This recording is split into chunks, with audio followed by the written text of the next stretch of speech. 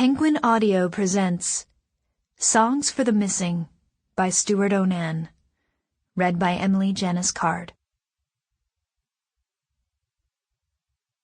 Someday I'll wish upon a star and wake up where the clouds are far behind me, where troubles melt like lemon drops away above the chimney tops. That's where you'll find me. Description of the person when last seen. July 2005. It was the summer of her Chevette, of JP, and letting her hair grow. The last summer, the best summer, the summer they'd dreamed of since 8th grade, the high and pride of being seniors lingering, an extension of their best year. She and Nina and Elise, the three amigos. In the fall they were gone, off to college, where she hoped, by a long and steady effort, she might become someone else, a private, independent person, someone not from Kingsville at all. The sins of the Midwest, flatness, emptiness, a necessary acceptance of the familiar. Where is the romance in being buried alive, in growing old? She did not hate the town, as years later her sister would tell one lover. Not Kim, not the good daughter. She loved the lake, how on a clear day you could see all the way to Canada from the bluffs. She loved the river, winding hidden in its mossy gorge of shale down to the harbor. She even loved the slumping Victorian mansions along Grandview her father was always trying to sell, and the sandstone churches downtown, and the stainless steel diner across from the post office. She was just 18.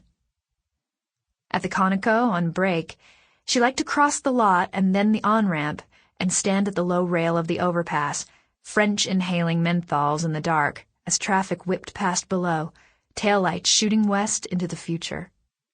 Toledo was 3 hours away, on the far side of Cleveland, far enough to be another country.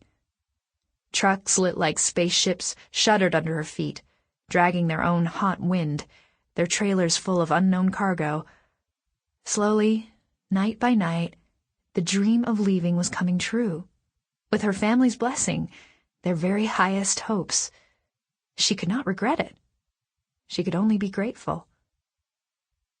Inside, the AC was cranked so high she wore a t-shirt under her uniform. They poached old name tags they found in the junk drawer under the register. She was Angie. Nina was Sam. They spun on their stools and watched the monitors, punching in the pump numbers and making change. They read heavy, insane fashion magazines and called around to see what was going on later, even though they were on camera too, and fought over whose turn it was to refill the nacho pot.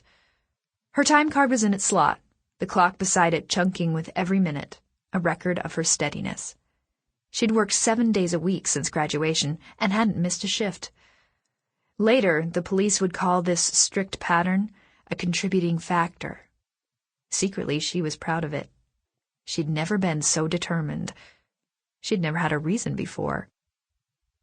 The Conoco was an oasis of light, drawing cars off the highway like the muffleheads that fluttered against the windows. Drivers came in squinting and rubbing their necks, stopping on the mat inside the door as if this was all new to them, and too much, the bright aisles of candies and chips overloading their brains so they couldn't read the sign directly in front of them. They blinked at her, apologetic. "Where are the—" "Straight back." 50, 100 times a night, she pointed her whole arm like a ghost. "It's true," Nina said. "The more you drive, the dumber you get." Thank you, Sam, I am."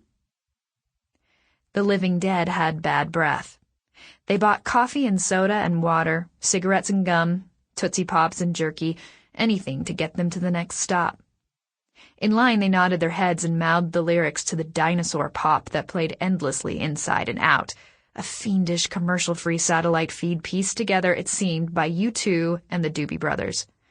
They paid double what they would at the Giant Eagle, and were grateful when she took a penny from the little dish to cover them.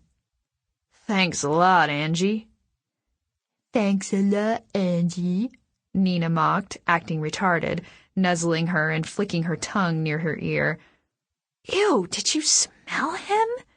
He wanted to pet you and hug." Sample complete. Ready to continue?